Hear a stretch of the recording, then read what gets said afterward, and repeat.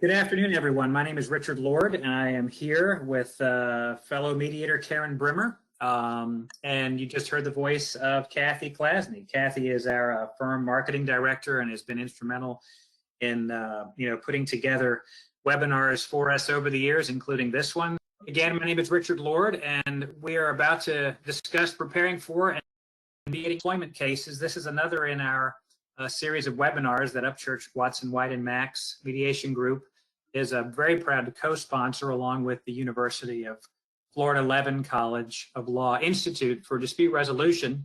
Those of you who are joining us, you may have a control panel in your way. You'll see an orange arrow, perhaps. You can click that and minimize that control panel. You may see a place where you can submit questions. I know that several of you have submitted questions in advance, but you can also submit questions during this webinar. And then Karen and or I will do our best to cover them, if not in the presentation today, in a follow-up email. Some of the questions that we got in advance, we have already incorporated into the materials. In addition, we'll try to stop from time to time and raise some of the questions that we did not already incorporate into the materials. So what I'd like to do is introduce Karen to all of you. Some of you may know her. Some of you may be hearing from her for the very first time. Karen is a Supreme Court certified mediator with Upchurch Watson White and Max. Prior to joining us, Karen was a civil trial attorney for over 30 years in Miami, trying cases in both state and federal courts.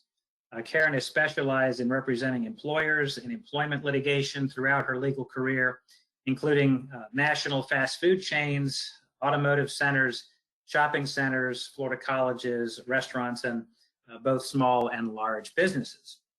She has handled all types of employment litigation, including public and private whistleblower claims, as well as lawsuits alleging violations of Title VII, the Family Medical Leave Act, wage and hour claims under the Fair Labor Standards Act, 1981 and 1983 claims as well, and also lawsuits brought under the Americans with Disabilities Act and Age Discrimination Act. So she is well versed in many of the topics that we're going to be touching on and talking around today. Having mediated on behalf of her clients in many of these lawsuits, she is both a lawyer representing a client and now she's a mediator. So she has perspective as both the advocate in the cases as well as mediators for the cases. She's well qualified to discuss how to prepare and mediate an employment case. So thank you, Karen, for being here today. And again, my name is Richard Lord. I have been with the firm since 1999. I'm a shareholder. Try to stay pretty active in the American College of Civil Trial Mediators, and I am pleased to serve on the Council of the American Bar Association section of dispute resolution. And among other areas, I also mediate employment cases. So we're going to go ahead and, again, like I said, if you need to minimize your control panel, hit the orange arrow to compress it to the right. And we're now going to talk about preparing for and mediating employment cases. Thank you, Richard. Good afternoon, everyone. As Richard just indicated, our topic today is preparing for and mediating employment cases, what every attorney should know.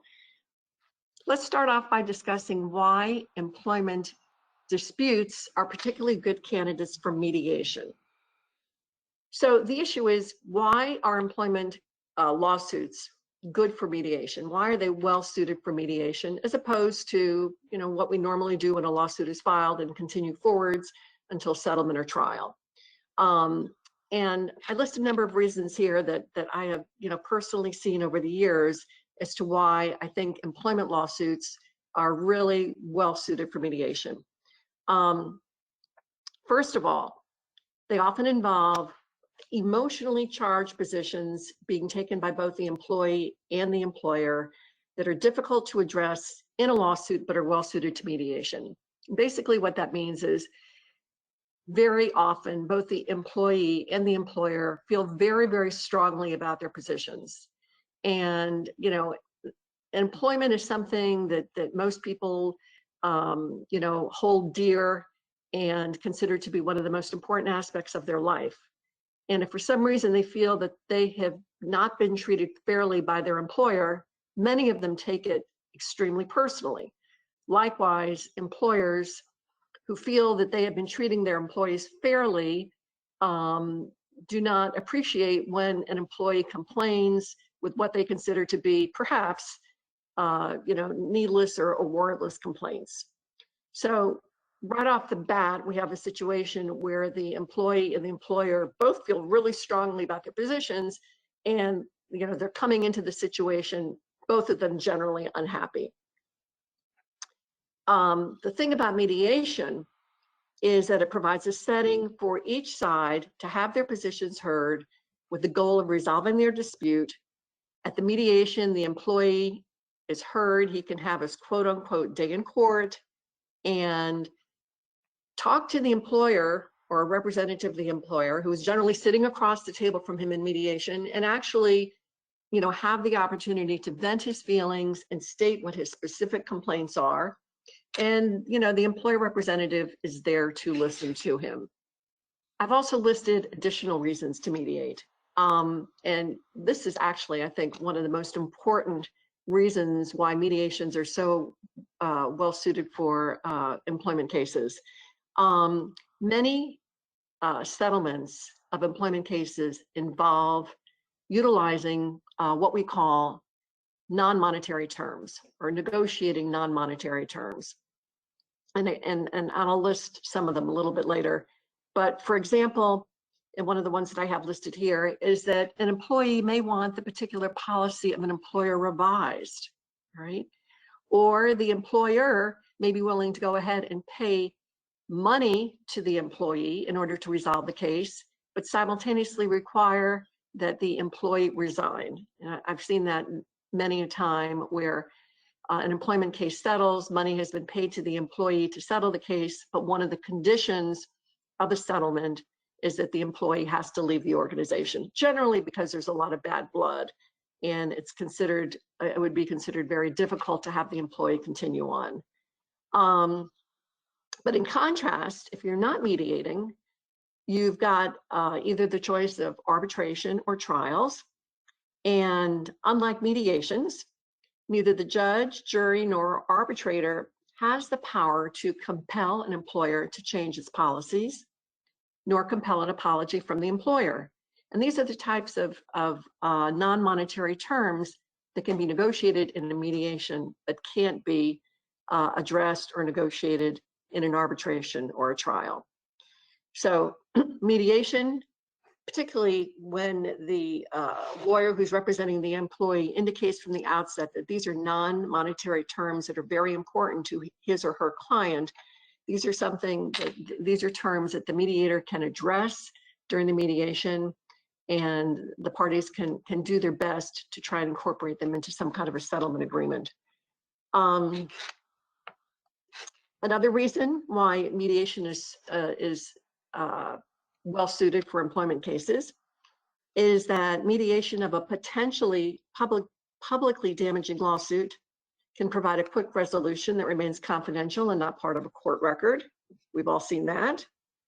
And then finally, because the mediation process is private and confidential, which is across the board, as everybody knows, mediation is confidential. Confidentiality agreements can be drafted to keep the employer's other employees from knowing about a particular settlement, okay? So, that's typically addressed in a in a confidentiality clause, which is incorporated, into the settlement agreement that hopefully is reached at the end of the mediation. So certainly, as you're advancing, certainly it seems like for most employment cases, the advantage has to go to mediation because of it always involving highly charged, highly important as well, issues for the employer as well as the employee, plus the flexibility that you have with non-monetary items and, of course, the privacy and confidentiality of the process. Absolutely. Okay, as I'm sure most people already know, there are basically two types of mediations. You've got mandatory mediation and you have voluntary mediation. So mandatory mediation, most of us are familiar with mandatory mediation because every time we're defending a case or prosecuting a case and the lawsuit is pending, In Florida, both in federal and state court, judges, starting back, I believe was the year 1990 when when mandatory mediation went into play, judges will require that the parties mediate their lawsuits before going to trial. So, that's one type of mandatory mediation. Under those circumstances, the judge will set a deadline as to when mediation can be complete. Then you also have mandatory mediation that results from the particular employment agreement that exists between the employer and the employee. That agreement can be contained within the actual employment contract that the employee signed, which requires mandatory mediation. It can be contained within the employee handbook that the employee receives upon commencing work for the company. And it can also be part of a collective bargaining agreement. And usually, as in court-ordered mandatory mediations, usually there is a deadline, an employer-imposed deadline to go ahead and have that mediation completed. So that's mandatory mediation. The other type of mediation is voluntary mediation that can be agreed to by the parties before the lawsuit is even filed, as well as after a lawsuit is filed. So I want to talk about the advantages of mediating before filing a lawsuit. All right. First of all, everybody knows lawsuits are expensive. So if the parties can agree to have a mediation before the lawsuit is actually filed, costs and attorney's fees obviously are dramatically reduced. And the hope is that the case can be resolved, before having to file a $400 filing fee to get your case into state or federal court, and of course, incurring attorney's fees and costs after that. However, if an employee prevails in a statutory discrimination case in court, the employee is entitled to recover his reasonable attorney's fees from the employer, as well as the employer having to pay its own attorney's fees. We all know that under certain statutes, most of the discrimination statutes require that the employee who prevails be awarded reasonable attorney's fees from the employer. Now, if the parties decide to go ahead and mediate before actually filing a lawsuit, the payment of attorney's fees to the prevailing party does not come into play. So if the employment dispute is settled before litigation commences, you do not have a situation where you are paying, the employer is paying a significant amount of money in order, on top of compensatory damages or other types of economic damages to the employee. So that is another benefit of pre-litigation mediation. In addition, non-economic terms, and I list a whole different number of non-economic terms. Neutral reference letters, letters that are that the employer promises to provide on behalf of the employee in securing future employment. Non-disparagement clauses, and those can go both ways. Clauses that state that the employee won't disparage the employer and vice versa. Job placement services to be provided by the employer. Continuation of payment of COBRA premiums by the employer for a certain period of time, because we all know how expensive those are. These are all considered non-economic terms that can be incorporated into a settlement agreement if that's what the parties want. There is also an example, if a party decides to go ahead or has to file a claim or a charge with the Equal Employment Opportunity Commission, and some of the discrimination statutes require that. For example, if you're going to sue under Title VII, a prerequisite is to file your charge, your discrimination charge with the EEOC. So the EEOC also offers mediation to the parties at no cost before the EEOC begins its investigation of the employee's charge of discrimination. I will say, though, that with respect to the EEOC mediations, unless both sides agree to a voluntary mediation with the EEOC, it cannot go forward. So, one side may want it, one side may not. mediation will not occur before the EEOC under those circumstances. All right.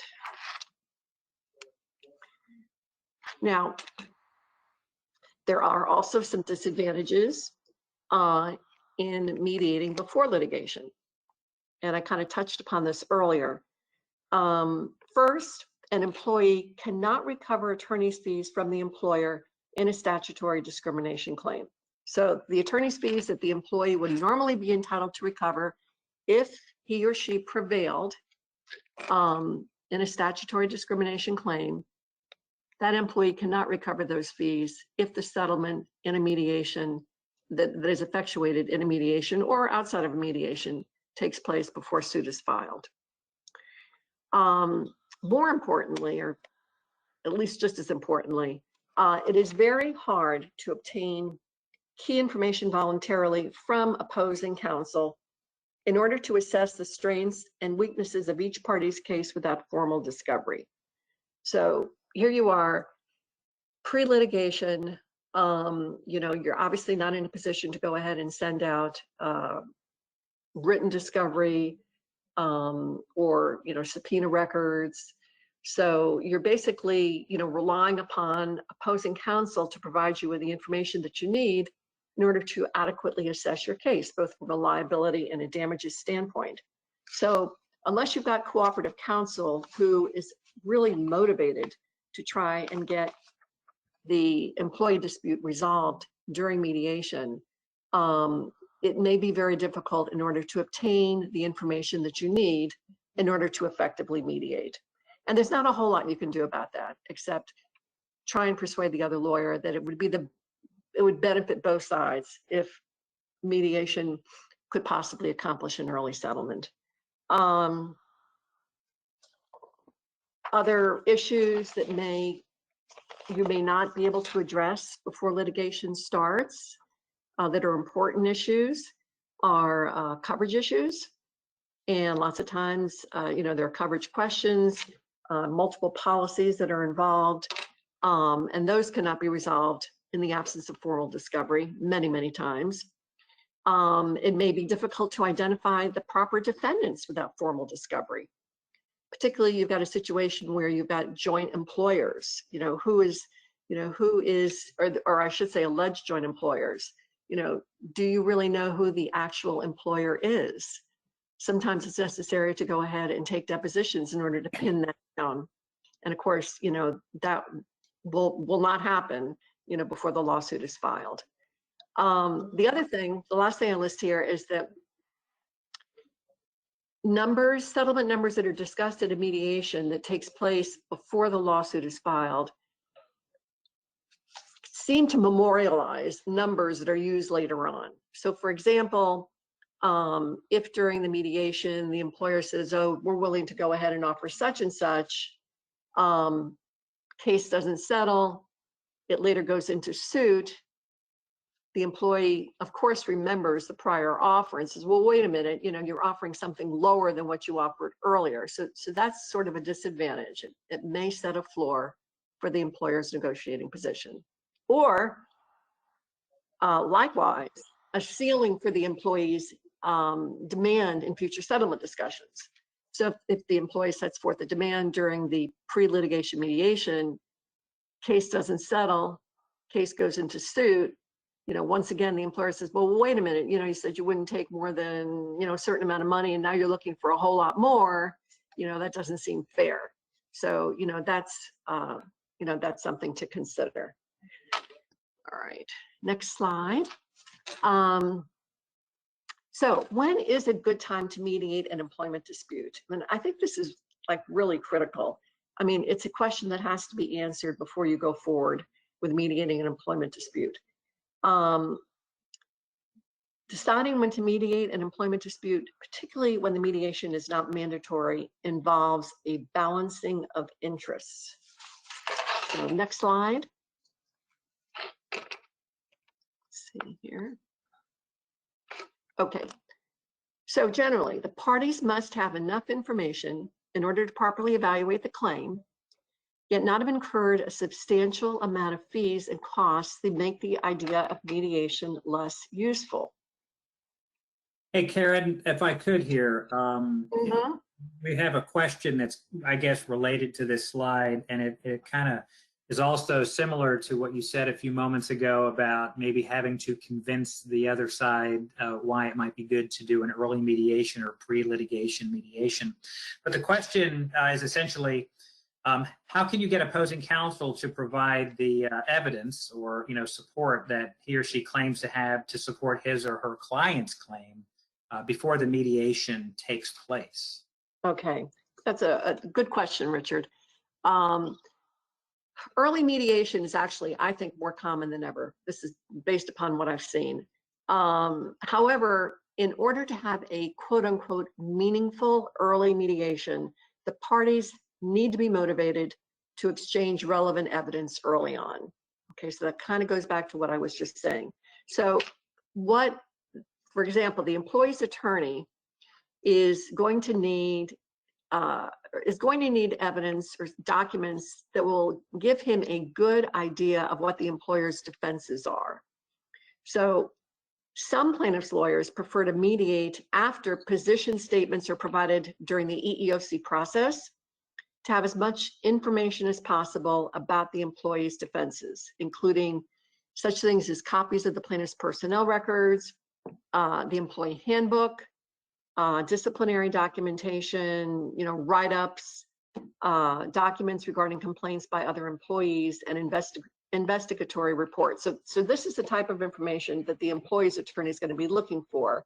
And if both sides are interested in having an early mediation or meaningful mediation, most of this information is going to have to be exchanged voluntarily, or it may not be a good idea to have mediation at that time.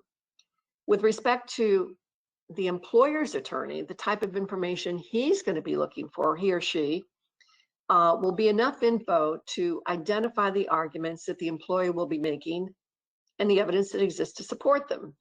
The type of documents we're usually looking for are the employee's personal emails to coworkers or friends, documentation as to the employee's lost wages, whether the employee has secured other employment under his duty to mitigate his damages, witness statements, photographs, any medical records or reports if the employee is making a claim for compensatory damages for emotional distress. And finally, and this is sort of iffy, but any quote unquote smoking gun evidence, ideally, should also be disclosed in order to facilitate settlement, recognizing that at some point in any subsequent litigation, if the dispute does not settle, that smoking gun evidence will have to be produced eventually. Is it easy to get it before mediation, before litigation is filed? No, but if it's possible to get it so that the parties have in hand the relevant evidence that they need in order to assess their cases, that is the ideal situation in order to have a pre-litigation mediation. Next slide. Whoops. No, I want to go back here just for a second. Oh, well over. Wow. An additional factor to consider when deciding to mediate an employment dispute before litigation occurs is if the allegations against the employer are potentially embarrassing to the company and or its executives. And under those circumstances, the employer may wish to mediate as soon as possible to avoid incurring bad publicity. So obviously, if you've got a high profile case, and we all know that, generally records that are filed, at the courthouse are public records that are subject to examination, open disclosure. If you've got a case where potentially embarrassing information can come out that would specifically harm the company or the company's executives, that may very well be the type of case that you would like to go ahead and try and resolve in mediation before a lawsuit is filed. Okay, so another issue, here we go. Another issue has to deal with summary judgment, and we've all seen this not just in employment cases, but in all types of cases. But it's something that in preparing for mediation, it's important that you discuss with your client, okay? So before suggesting voluntary mediation, so we're really just talking about voluntary mediations at this point, because with mandatory mediation, you know, you're under a court order to mediate by such and such a date. You may have a motion for summary judgment pending. You may be thinking about filing a motion for summary judgment, or you may have passed the deadline for filing a motion for summary judgment, and all of these issues can affect, you know, what the parties' stances will be during mediation. So before suggesting voluntary mediation to opposing counsel or scheduling a mandatory mediation, it is important to consider whether it is likely that a motion for summary judgment is going to be filed by the defendant, or in fact has already been filed. So if so, mediating before the motion for summary judgment has been filed, or after it's been briefed, but before it has actually been ruled upon by the court, may be the best time to mediate, as both parties are potentially affected by the motion's outcome. So, like I said, that's an issue that probably all of us have faced before, and it really is a matter of timing. If possible, try and discuss the timing of the mediation with opposing counsel to determine whether opposing counsel will negotiate in good faith before motion for summary judgment is filed or heard. So, you know, you don't want to be in a situation where the other attorney is saying, well, I'm going to be filing my motion for summary judgment. I will go to a voluntary mediation, but don't count on us, you know, really offering anything significant, you know, until I get my MSJ filed and a ruling by the court. Under those circumstances, the mediation is not particularly useful. And then I also point out your client you need to explain to the client how this works, you know, what the effects are of a planned or pending or outstanding motion for summary judgment. Okay. And it certainly is a, you know, a case-by-case determination, you know, in terms of the timing and what you do and what you share and what you file, because it also, you know, involves not only what your side's decision makers may need to have happen or to have in place to make decisions. It may also be that you need to be thinking about what the other side's decision makers need to see and be aware of. Certainly, what works in one case won't work in every case. So these are just obviously the things you should think about intentionally for every case, and then make the appropriate decisions for each one. Yeah, absolutely. Too many times, you know, we've seen this all the time where particularly a defendant with, you know, who's insured with an insurance company, they feel that they've got a strong, you know, summary judgment, and, you know, maybe the idea of voluntary mediation is brought up to them. They go along with it, but deep down they know, wait a minute, you know, we're not really gonna entertain this or, you know, consider this seriously, you know, until we file our motion for summary judgment, you know, and have the judge rule upon it. So it's something that's always sort of lurking in the background, and you know, a decision has to be made. You know, do you go forward despite that, or, you know, kind of wait and see what the judge is going to do? But sometimes, you know, the client really does, you know, dictate how that's going to happen, or when it's going to happen. So now that we talked about, you know, when to mediate, we're going to talk about the actual preparation for the mediation. Okay. So who should attend a mandatory mediation? And, you know, that's pretty much set out by court order for the most part. If you have a court-ordered mediation, I know federal court is very, very strict about this. Attendance of the named defendant, that would be the employee, that would be the plaintiff.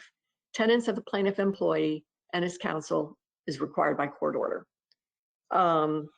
With respect to the defendant, court orders also usually require that a person with full settlement authority attend on behalf of the defendant employer in a mandatory mediation. If insurance coverage is provided for any portion of the claim, a representative from the insurance carrier should be in attendance, preferably the claims adjuster who's actually been handling the file, or the insurance carrier decision maker. It's always nice to have someone from the insurance company who's actually familiar with the facts of the case and with the legal arguments that are being made. As we discussed earlier, now with Zoom, it's a whole lot easier for insurance company representatives to be present at mediation. And I'm pleased to see that most of them do show up and are glad to actually be there and be there in person. And that was not something that a lot of them could do, before we started to have the remote mediations. Okay, attendees for the employer. So a decision has to be made subject to what the court also requires in terms of who's going to appear for the employer. And in employment cases, there's some real distinct advantages in having certain people there. And I've actually been in mediations, not as a mediator, but as counsel for the employer, where it made such a difference to have people there who knew exactly what the situation was, the facts, the events that had occurred on the day in question, what the employee did, what he didn't do. So it was great because they had firsthand knowledge and they could contribute towards trying to, assess the value of the claim. So with that in mind, possible attendees for the employer can include in-house counsel, the company owner, the employer's HR representative, and any supervisor or manager who was involved in the alleged adverse employment action as to the employee. So that's this very last one is the one that I was referring to that I found really, really helpful. It is also helpful to have in attendance employer representatives who have personal knowledge of the facts, such as the employee supervisor or human resources director. So if the employee is sitting there in mediation saying one thing and the HR person who investigated the claim or the employee's direct supervisor is there and actually has documents with them to show that what the employee is saying is not true, that is extremely, helpful. With respect to an individual defendant who may be named, lots of times, it's usually the employer, but sometimes, depending upon the statute upon which the employee is suing, an individual defendant can be named, particularly if it involves a state law cause of action. The cases where this most typically arises are in cases involving alleged sexual harassment, where there is either such bad blood or fear or extreme distress in having the harasser, who is also a defendant, present at the mediation with the plaintiff employee. I had that situation happen before. We had to take it up with the judge, and it was decided that the individual defendant harasser would not be present at the mediation because it was too upsetting to the plaintiff. I don't think this is something that could be decided by the parties on their own, but it was something where we did have to seek court intervention, and I think that probably is almost a necessity to do so under those circumstances. Hey, Karen, if I could just interject here, related to the subject of who's necessary or required, who is helpful, or who may have an adverse impact on the process, or who might not help the process, if you will.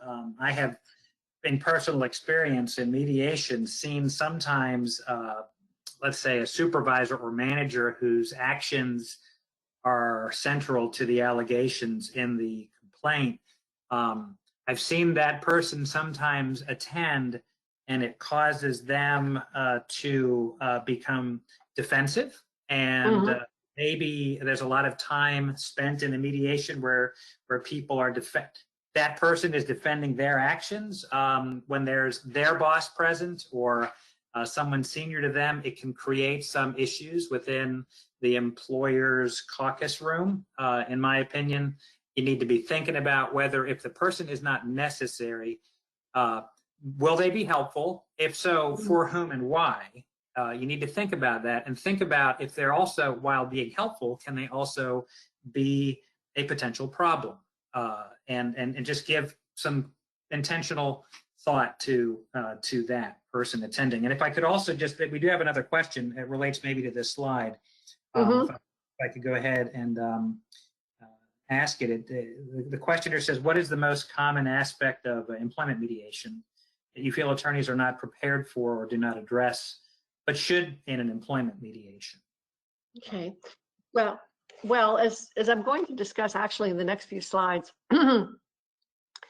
I believe that inadequate preparation is probably one of the main obstacles to settling an employment dispute at mediation. Okay, and we're going to talk about this actually right now. Here we go. Whoops, let me go back.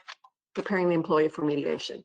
Okay, obviously, any client that is being represented needs to be prepared for a mediation. You know, it has to be explained to them what the mediation process involves, you know, what they can expect, you know, who's going to be talking, you know, are they going to be in one room with, you know, with the defendant, you know, what does the negotiation process consist of, you know, all sorts of things. But with employment mediations, it's even a little bit more, there's a little bit, I don't want to say more complex, but there's certain things that occur that have to be taken into consideration that you may not find in just a non-employment mediation. So unlike other types of cases, employment disputes often involve strong emotional feelings on both sides, particularly the employee. I alluded to this earlier. So generally, I find that a lot of care has to be given and taken in preparing the employee, knowing that most of the time he or she feels very strongly about their position. So preparing them, and I've indicated that here, should be like preparing them for a deposition. I mean, a very detailed preparation, not just, well, you know, we're going to show up today and they're going to offer you some money maybe, and we'll see what we can do. No, they have to be prepared, you know, very, very carefully. And the other thing too is that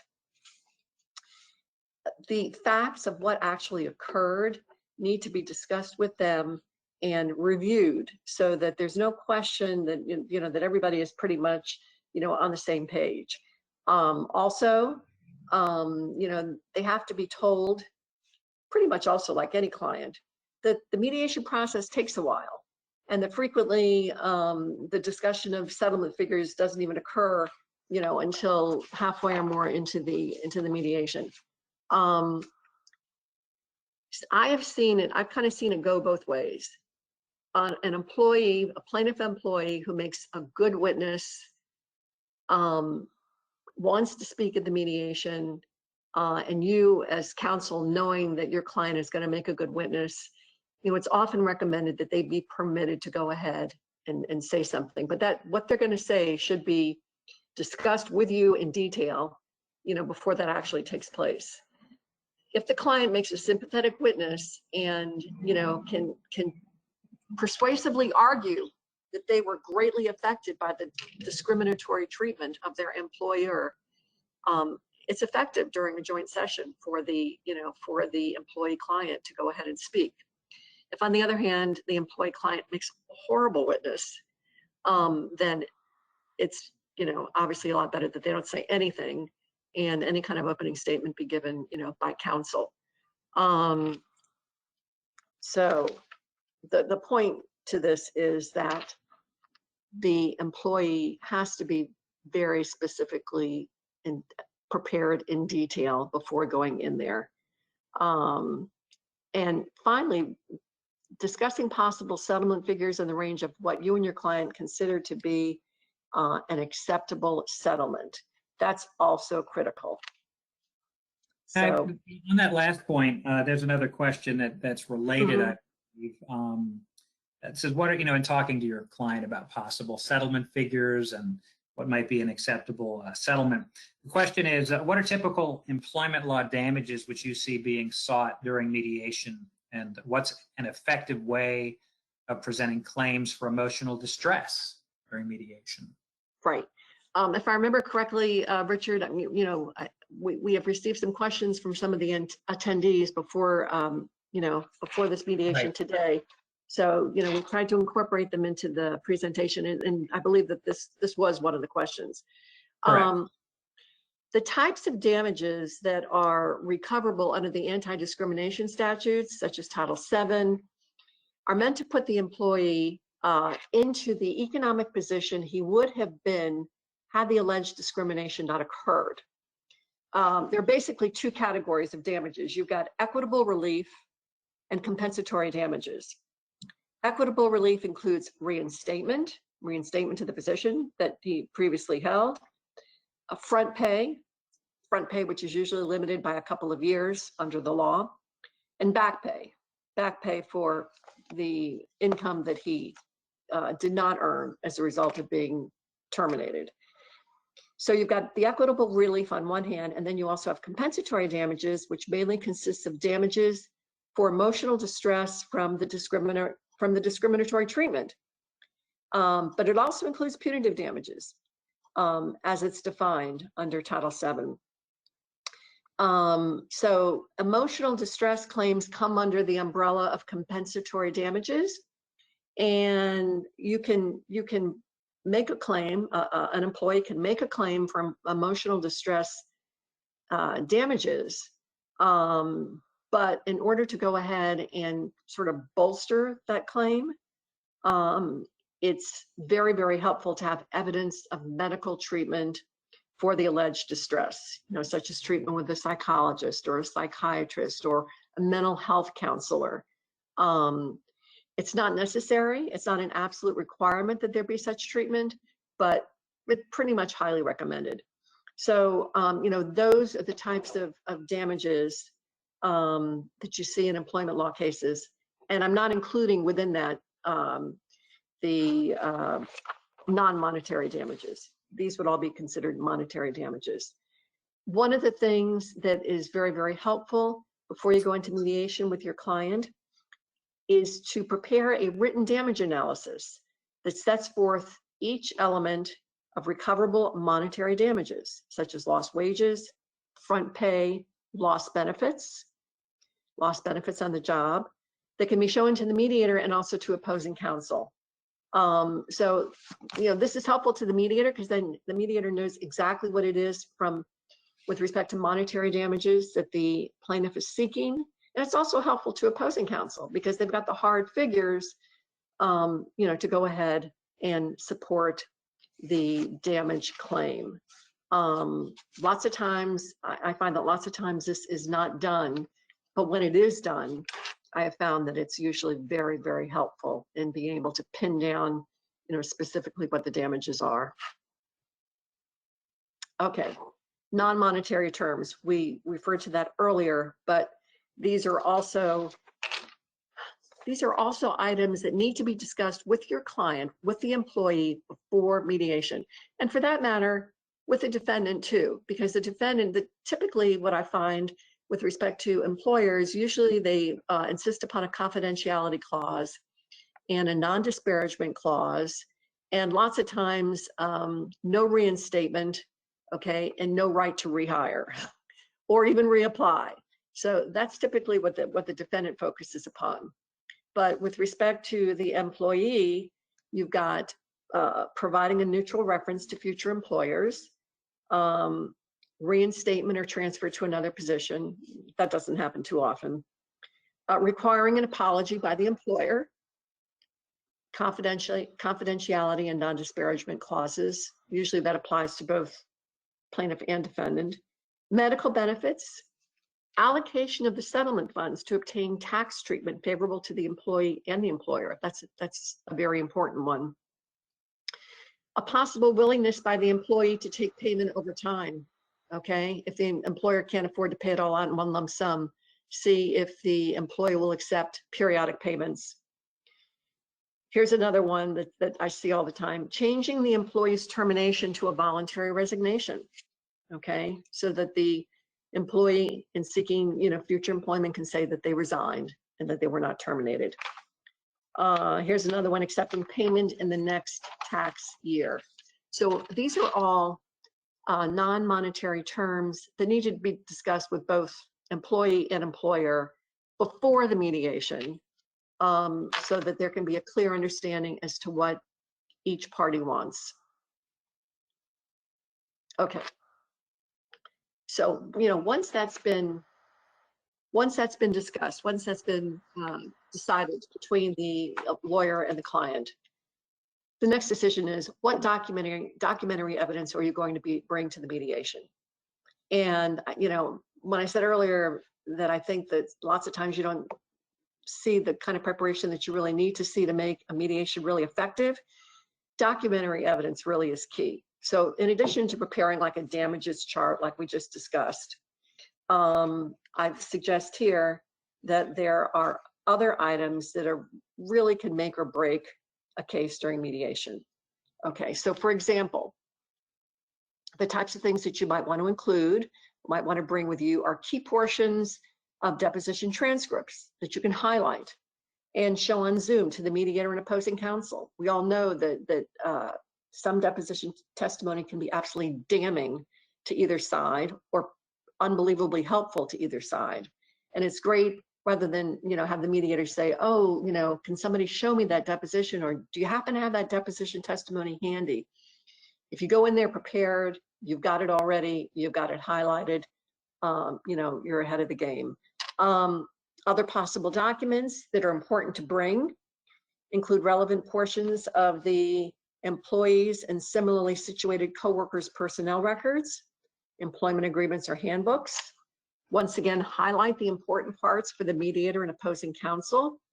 If you represent the employee, do not assume the employer is going to bring these documents, okay? So quite frankly, each party should be prepared to bring the documents themselves. And that way there's no, confusion during the mediation as to, where the document is and how it can be located. Documentary evidence of damages is helpful, such as tax returns and medical bills.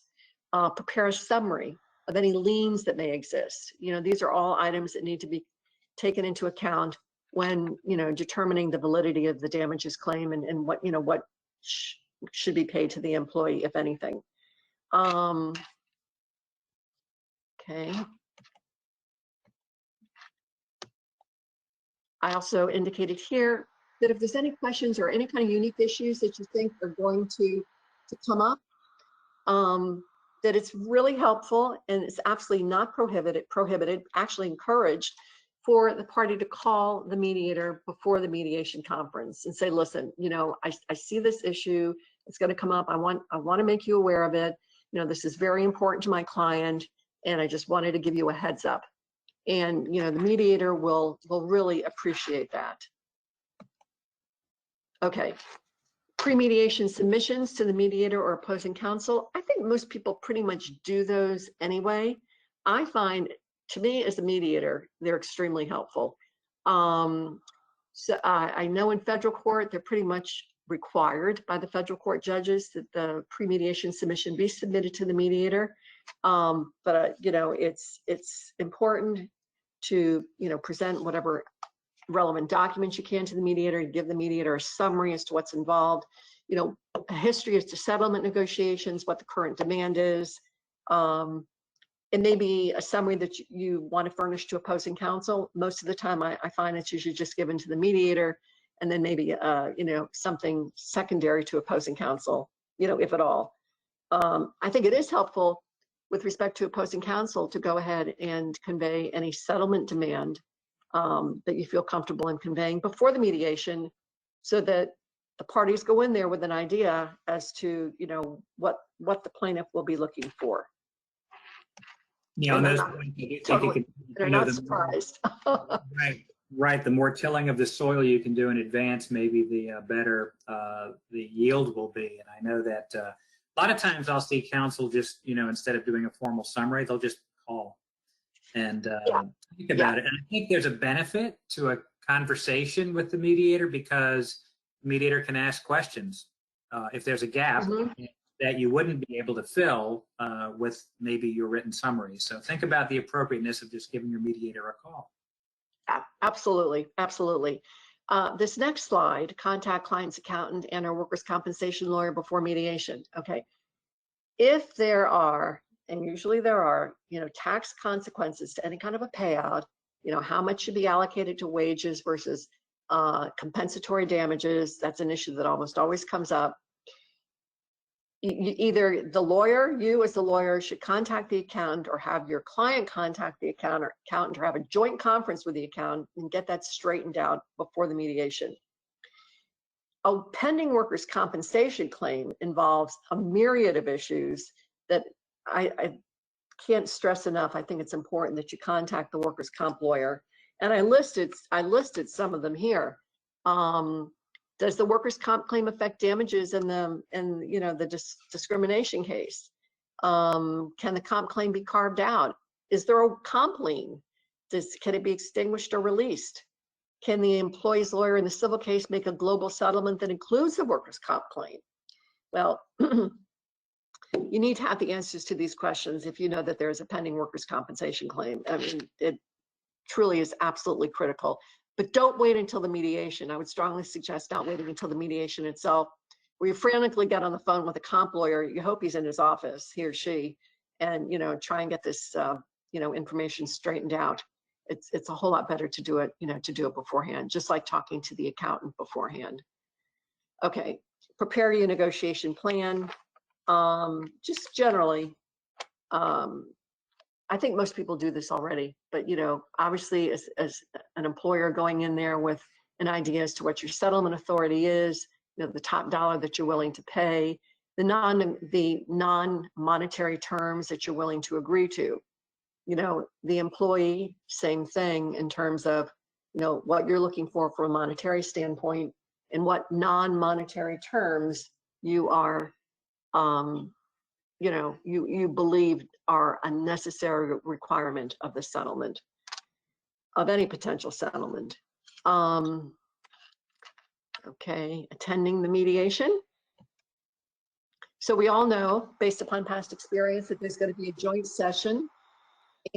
I put in a couple of points in here in terms of, employment cases, what I think is more effective. And, as I indicated earlier, if you've got a really great employee who makes a terrific witness, you might want to have them say a few words.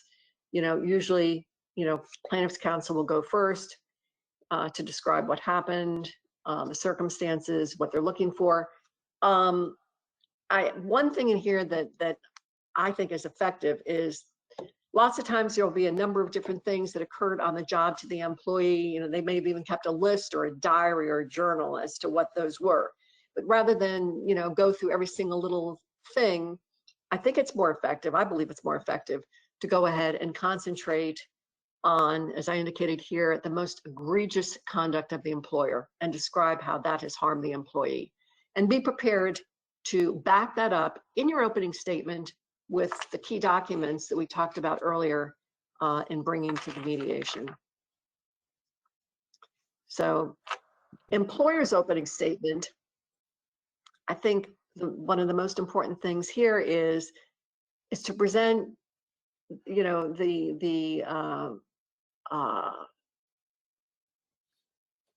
present something that would indicate that you're listening to what the employee is saying, that you're empathetic, but not apologetic. Okay, you understand where the employee is coming from. You're here to try and get his claim resolved. You've brought the necessary people here who can make those decisions, but don't start apologizing for what the plaintiff claims was done, unless as part of the ultimate settlement that's reached, the parties agree that an apology is going to be issued by the employer.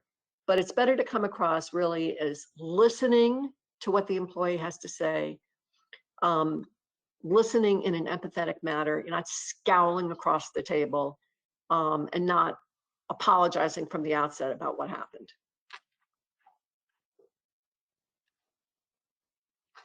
Okay, separate caucuses.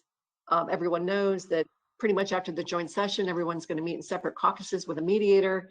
My only point that I want to make here is, in employment cases, maybe even more so than non-employment cases, there's a lot of confidential information that is being exchanged. And it's just very, very important for each side to tell the mediator that there are certain things that they don't want the other side to know, and to maintain, that confidentiality.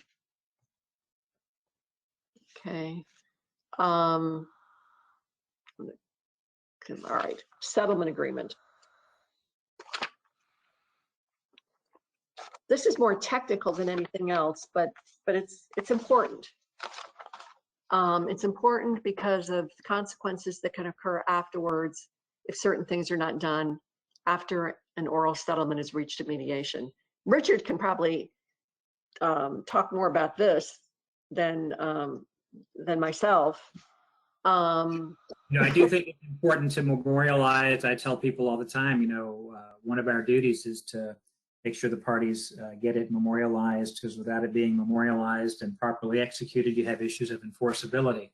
I think in this era of remote mediations, e-signatures are good. Sometimes people are having to do them from separate locations, so you want to make sure your settlement agreement allows for, the document to be signed in various parts with all of the parts constituting the whole. But definitely make sure all the material stuff is set out in your settlement agreement. Okay. One other thing I did want to bring out, and I don't believe it's included in my outline. No, it's not. Here, let me go back. Okay, it's not included in the outline, but it's something to consider as part of the settlement agreement.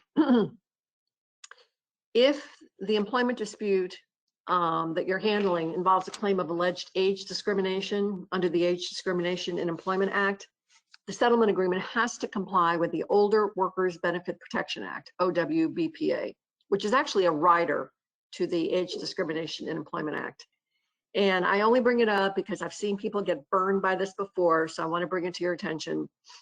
The OWBPA states that an employee's rights under the Age Discrimination Act cannot be released until the employee is allowed up to 21 days to consider the release agreement and has had 7 days to revoke the release after signing it.